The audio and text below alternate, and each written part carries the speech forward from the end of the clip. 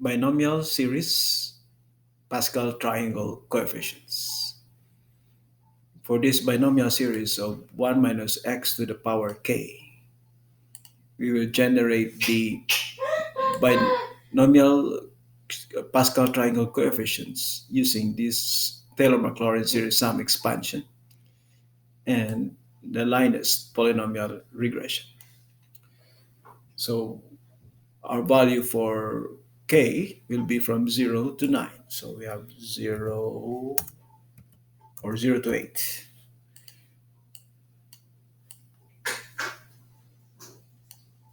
And we have data validation from the range of these values. Save. Our k has 9 values to choose from. Now we can generate the data set of the binomial series 1 minus x to the power k. So array formula 1 minus x to the power k. And we can assign 2 or 3.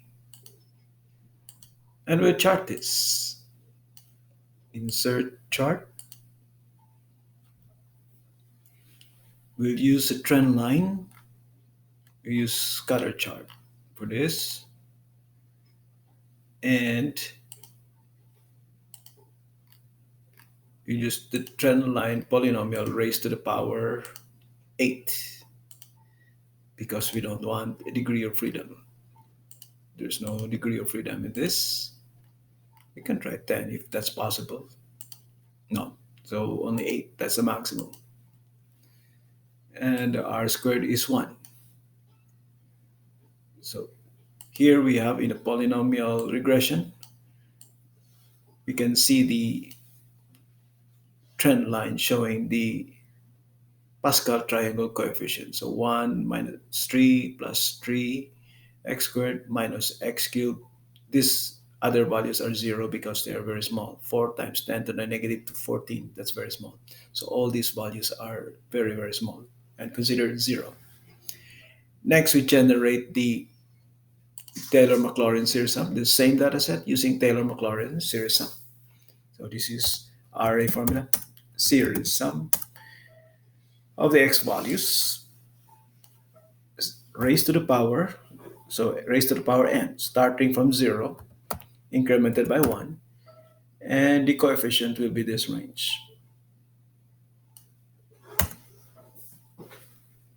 Next, we work on the coefficients. So this is negative 1 to the power n times combination kn. But we start with the negative 1 to the power n. Array formula, minus 1 to the power n. Okay, and there's no trend line, so we have to add the trend line.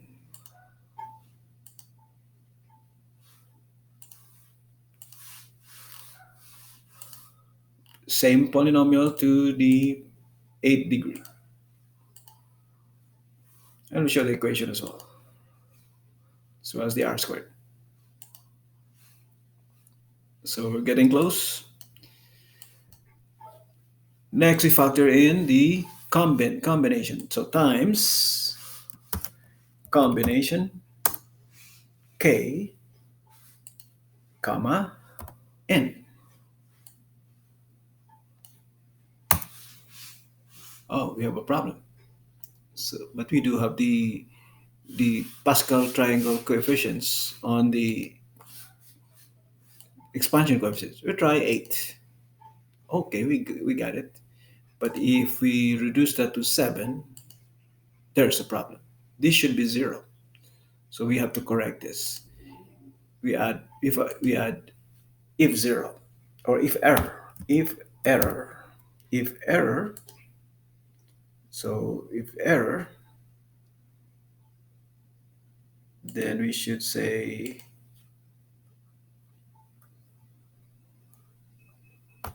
0. That works. Now we fix the error. So going back to 8, There's no error. We try 7. There is no error. And 5, of course, there's no more error. It's just replaced by 0. And our trend line match. So in this case, our Pascal triangle coefficient is 1, negative 5, 10, negative 10, 5, 1. The rest are 0. Next, we use the LINEST to generate the same regression coefficient to see if the regression coefficient is the same as the expansion coefficients.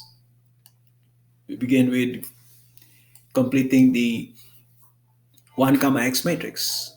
We start with the power. So transpose of the power. So the rows and the columns are the same, meaning there's no degree of freedom. Now we can complete the 1 comma x matrix. So array formula of the x values raised to the power 0 to 8.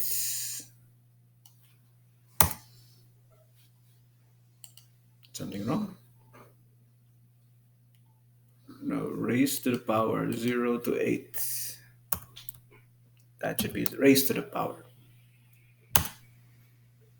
Now we have the 1 comma x matrix. We can now enter the LINEST. We start with the blue one. So LINEST data y, which is exactly the same as the red one, and data x.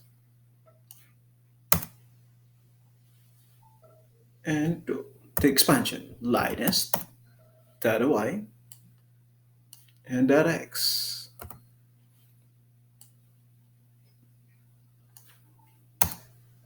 The coefficients are exactly the same. The data sets are exactly the same.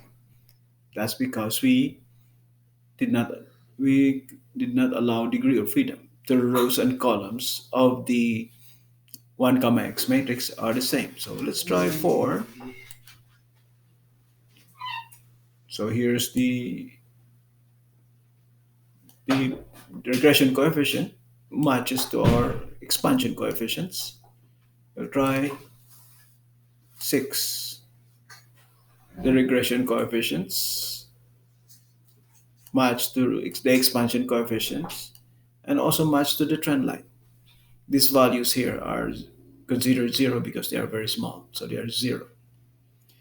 This completes the use of the combine function, array formula, the Taylor-Maclaurin series sum in generating the dataset of this binomial series 1 minus x to the power k.